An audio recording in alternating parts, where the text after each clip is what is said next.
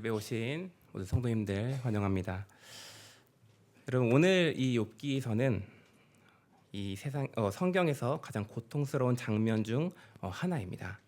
이 장면은 하나님께서 사랑하시고 인정하는 사람의 입에서 나의 생일이 멸망하였더라면이라는 말이 터져 나오는 그 장입니다.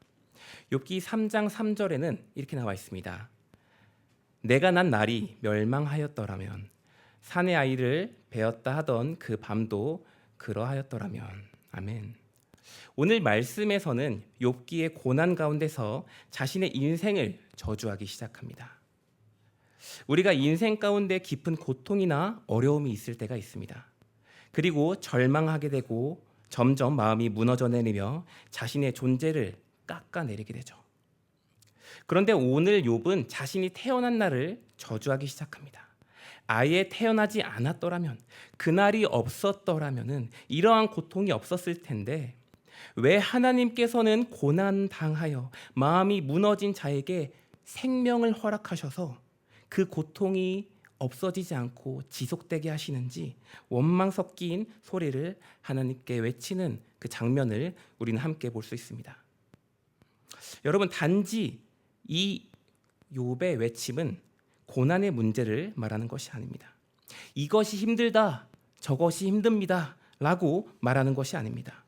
이것은 자신의 존재로부터 나오는 고백입니다. 자신의 존재에 대해서 고충을 겪고 자신의 존재를 돌아보며 자신의 존재에서 터져나오는 고백이라는 것입니다.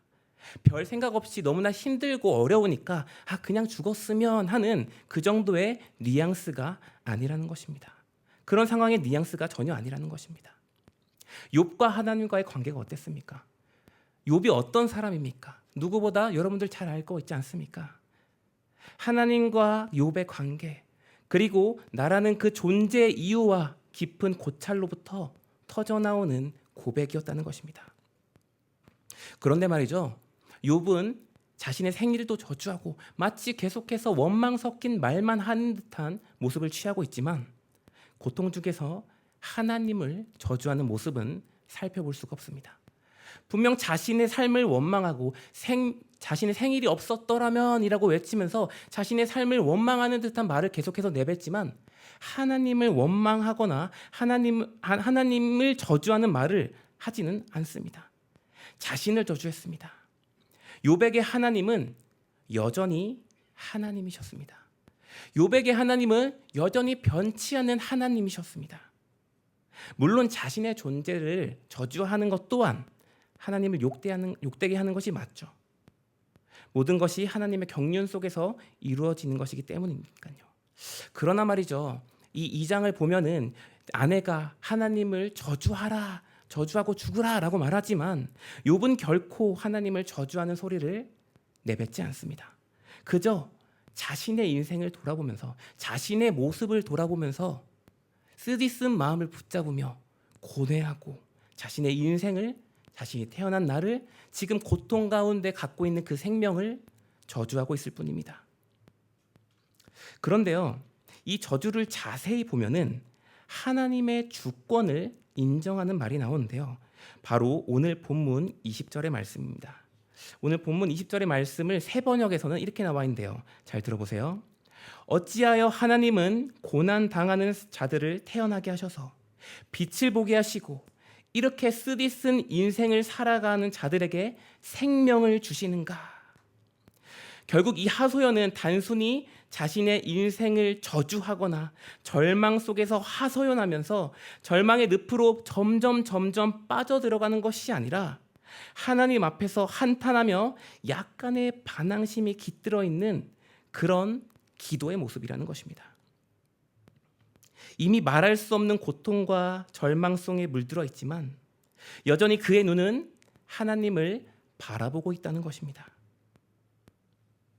그는 여전히 하나님을 바라봤고 그에게 하나님은 여전히 하나님이셨습니다.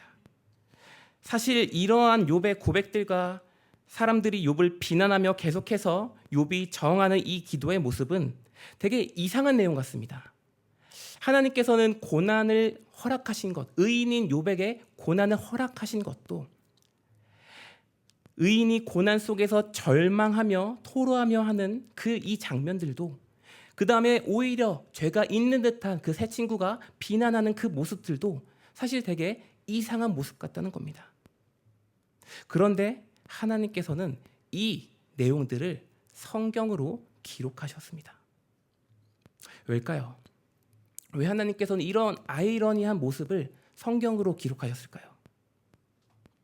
그것은 우리들도 이 욥과 같은 고난을 이 욥과 같이 한탄하며 소리친 적이 있기 때문입니다.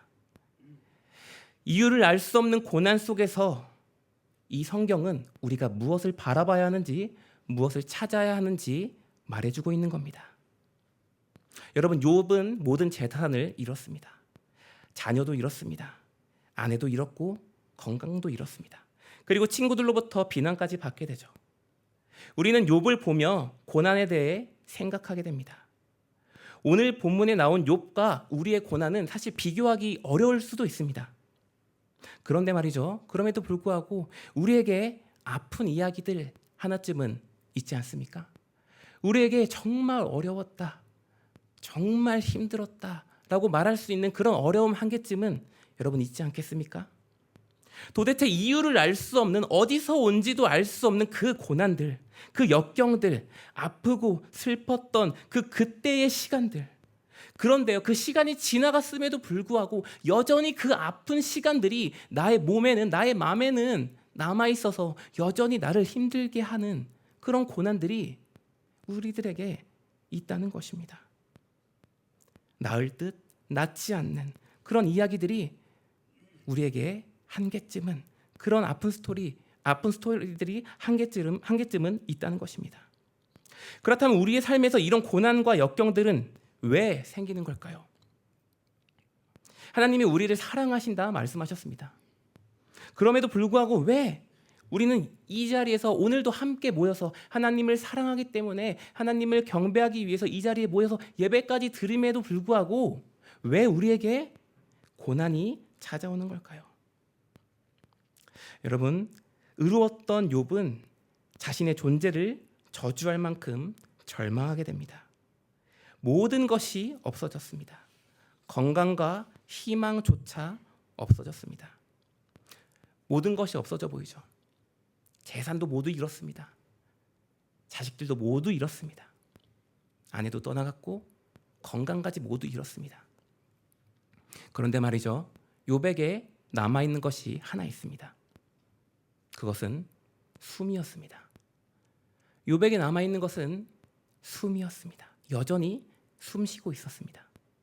욥은 자신의 생리를 저주하지만 고통 속에서 생명을 주시는 하나님께 의문을 표하며 저항하고 있지만 결국 하나님께서 주신 그 생명 안에서 숨을 쉬고 있었고 여전히 그 숨을 쉬는 가운데서 하나님께 토로하고 있었습니다. 창세기 2장 7절에는 이런 말씀이 있습니다. 제가 읽겠습니다. 여호와 하나님이 땅의 흙으로 사람을 지으시고 생기를 그 코에 불어넣으시니 사람이 생명이 되니라. 아멘. 하나님께서 처음 사람을 창조하셨을 때 그저 흙으로만 사람을 빚으신 것이 아닙니다. 무엇을 주셨죠? 숨을 주셨습니다. 그분의 생기를 주셨습니다. 하나님의 생기를 우리에게 주셨습니다. 그 생기가 들어가야만 우리는 살아있는 존재가 됩니다. 하나님의 생기가 있어야만 우리는 살아 숨쉬는 존재가 됩니다. 여러분, 그 생기가 지금도 우리 안에 있습니다. 아무리 절망의 벼랑 끝에 서 있어도 우리는 숨을 쉬고 있습니다. 그리고 하나님께서는 그 절망에서 허덕이고 있는 우리에게, 벼랑 끝에서 숨을 내쉬고 있는 우리에게 들으라고 하고 있습니다. 내가 갖고 있는 그 숨소리를 벼랑 끝에서 우리가 어쩔 줄 몰라 그 고난 속에서 끝에 밀려서 숨을 쉬고 있는, 헐떡이고 있는 그 숨소리를 들으라 말씀하십니다. 너에게 허락한 그 숨소리를 잘 들어보아라 라고 말씀하십니다. 근데 우리는 이렇게 생각할 수 있습니다. 벼랑 끝에서 허덕이는 나에게 숨을 쉬라고? 벼랑 끝으로 미는 것은 나를 죽이는 짓이지 나를 살리는 게 아니야. 나를 살아 숨쉬게 하는 게 아니야 라고 생각하실 수 있습니다. 그런데 말이죠. 우리 하나님께서는, 우리 예수님께서는 말이죠. 우리의 형편을 살리는 분이 아니라 우리의 영혼을 살리시는 분임을 기억해야 합니다. 고난이 없는 나의 시절 속에서 내게 주신 생기를 가지고 우리는 진짜 생명된 존재로서 살아가는지 우린 돌아봐야 합니다. 우리는 벼랑 끝에 내밀리기 전에 분명 우리 생명으로서 생기를 가지고로서 하나님께서 주신 그 숨을 가지고서 살아가는데, 고통이 없었을 때는 내가 정말 그 하나님께서 주신 숨을 가지고 살아 숨쉬고 있었는지, 그냥 아니면 호흡으로서만 살아 숨쉬고 있었는지 우리는 돌아봐야 합니다. 우리는 고통 속에서 상황이 회복되길 바라며 몸부림치게 됩니다. 인생을 저주할 때도 있습니다. 욕과 같이 토로하게 됩니다. 당연하죠. 당연합니다. 아파 죽겠는데 아프지 않게 해달라는 것은 정상인 행동입니다. 아프니까 아프지 않게 해달라는 것이 당연한 기도입니다. 그런데요, 그런 우리는 상황이 회복되길 바라고 있습니다. 하나님, 이 상황이 어떻게 된 일입니까? 하나님, 이 어려움이 어떻게 된 일입니까? 하나님, 이 일이 도대체 어떻게 된 일입니까? 상황과 환경과 어려움, 그것만 하나님께 가지고 나아가고 있습니다. 그런데 하나님께서는 그 상황을 가지고 하나님께 나아간 그 우리의 존재 자체를 회복시키고 가시는 중이라는 것입니다. 하나님은 형편을 바꾸기 전에 사람을 바꾸시는 분입니다. 하나님께서는 조건을 바꾸시기 이전에 영혼을 만지시는 분이라는 것입니다. 욥의 삶에서 고통이 사라지진 않지만 하나님의 숨결은 여전히 그를 붙들고 있었습니다. 아니요, 이제 숨밖에 붙어있지 않기 때문에 다르한 어떠한 것들이 다 사라지고 오직 허덕이는 나의 숨소리만 있기 때문에 점점 하나님께서 주신 그 숨소리에 집중할 수 있게 된 것입니다. 여러분, 우리의 원망은 말이죠, 오늘 욥처럼 점점 원초적인 질문으로 들어가게 만듭니다. 맨 처음에 이렇게 말하죠. 하나님, 이 일이 무엇입니까? 이 고통이 무엇입니까? 말도 안 되는 이 상황이 도대체 무엇입니까? 제가 잘못한 것이 없는데 왜 이런 어려움이 나에게 허락된 것입니까? 거기서 점점 들어가게 됩니다. 하나님, 저는 무엇입니까? 하나님, 나는 무엇입니까? 여러분, 그 속에서 살아 숨쉬고 있다는 것은 아직 하나님께 질문할 수 있는 기회가 남았다는 뜻입니다. 여전히 그 자리에서 우리가 숨쉬고 있다면 아직 주님에게 해야 할 말이 있다는 증거입니다. 아직 그 어려움 가운데에서 우리가 숨을 쉬고 있다는 것은 하나님이 지금도 여러분의 삶 가운데서 말하고 싶은 그 말씀이 여전히 있다는 것입니다. 하나님께서 주신 그 생기를 가지고 생명답게 살아가고 있는지 우리에게, 저 벼랑 끝에 몰린 우리들에게 묻고 있는 겁니다. 또한 그 생기를 주신 그 주인을 다시 찾고 바라보라고 말씀하고 있는 겁니다. 하나님은 여전히 우리에게 하실 말씀이 많은 것 같습니다. 여러분, 우리는 절망과 고통 속에서 이제 숨만 쉬고 있는 듯한 내 모습 속에서 입을 열어야 합니다. 주님, 저의 호흡의 이유가 무엇입니까?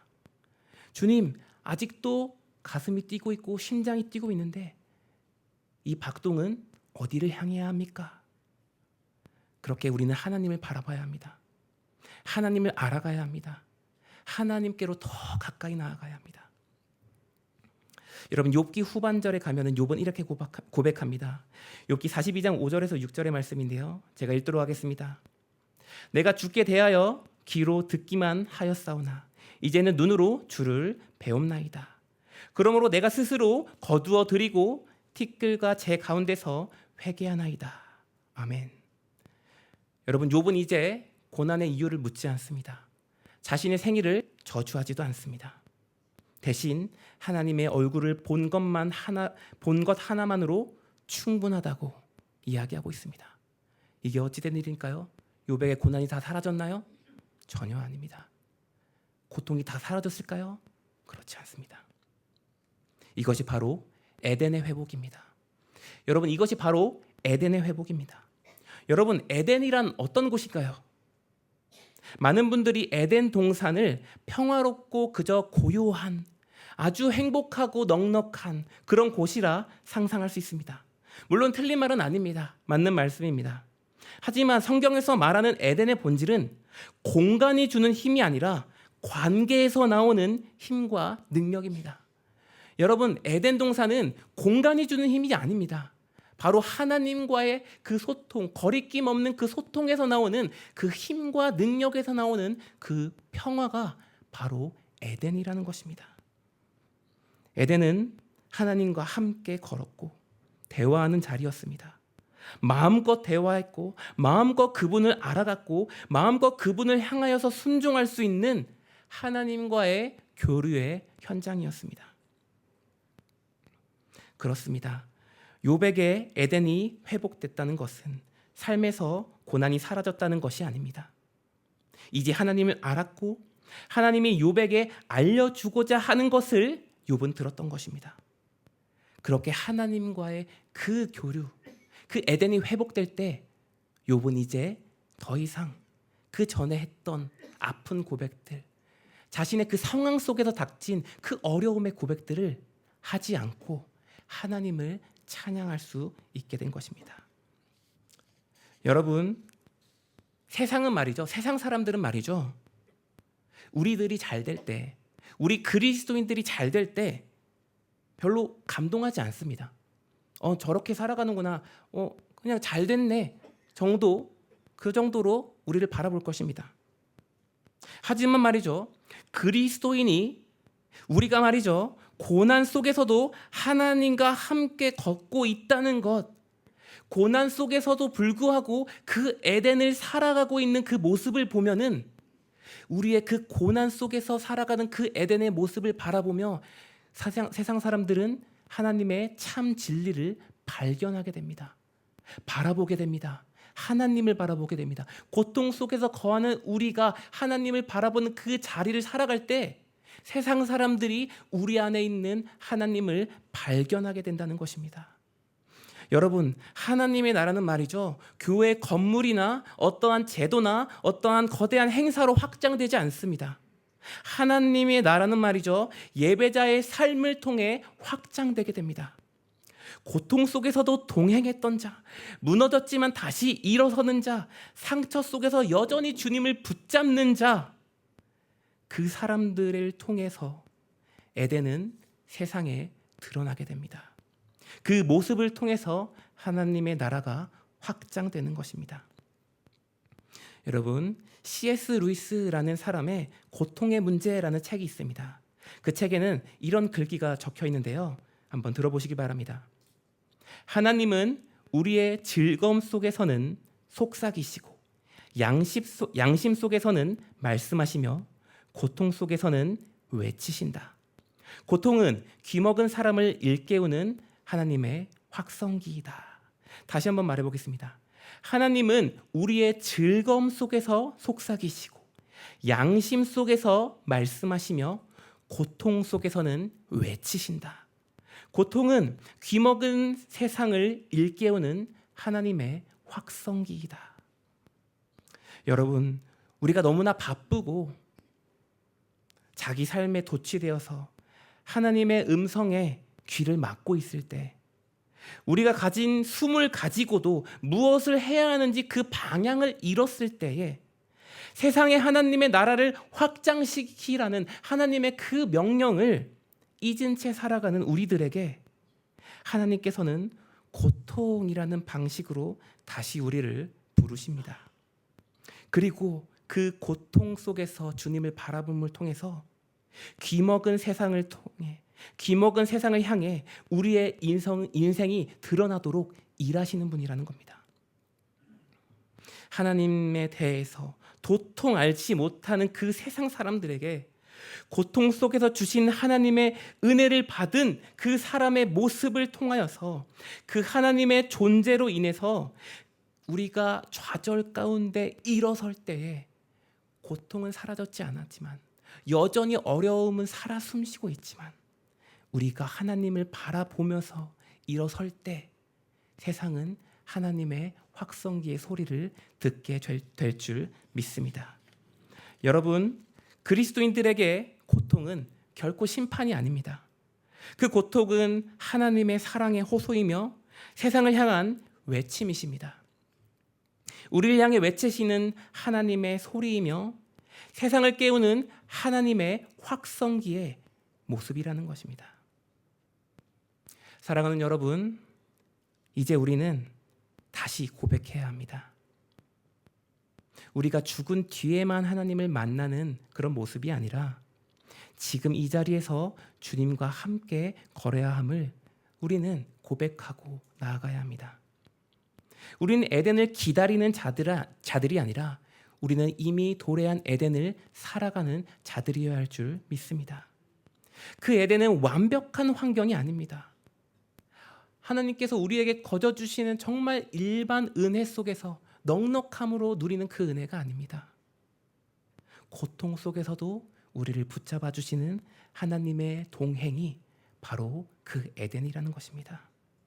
그리고 우리가 그 에덴을 살아갈 때에, 그 에덴을 세상에 비출 때에 이 땅에는 하나님의 나라가 점점 확장될 줄 믿습니다. 여러분, 우리의 고난은 절대로 헛되지 않습니다. 우리의 고난은 절대로 헛되지 않습니다. 여러분의 아픔과 이유를 알 수 없는 그런 고통과 어려움들, 그 아픈 상처가 여전히 쓰디쓴 상처가 때때로 우리의 가슴을 삼키고 우리의 마음을 삼킬 때가 있지만 그 상처는, 그 고통은 하나님께 쓰이는 도구일 줄 믿습니다. 그렇게 그 고난과 아픔은 하나님의 메가폰이 되어서, 하나님의 확성기가 되어서 귀 막힌 세상을 흔들고 깨우는 하나님의 뜻이 그 세상 가운데 비추는 역할이 될 줄 믿습니다. 무너진 자리에서조차 주님을 바라보며 동행의 길을 걷는 여러분의 삶이 되기를 바랍니다. 그 삶이 예배이며 그 삶은 곧 에덴이 될 것입니다. 이 땅에서 하나님 나라가 확장될 것입니다. 여러분, 바라기를 여러분의 삶 속에서 귀로만 들었으나 이제는 주님을 봅니다 라고 말한 그 욥의 고백이 있길 원합니다. 고난 속에서 주님을 봄으로 말미암아 여러분을 위하여서 불어 넣으셨던 그 생기가 회복되길 원합니다. 그저 숨만 쉬는 게 아니라 그 숨을 가지고 그저 내가 해야 할 일만 굴리면서 사는 삶이 아니라 진짜 그 생기를 준 이유를 찾고 그 생기를 준 하나님을 바라보고 우리를 향한 그 뜻을 살펴 헤아리며 그 고통 속에서도 그 고통으로 말미암아 세상의 에덴을 알리는 여러분의 그 복된 삶이 되기를 간절히 소망합니다. 제가 기도하겠습니다.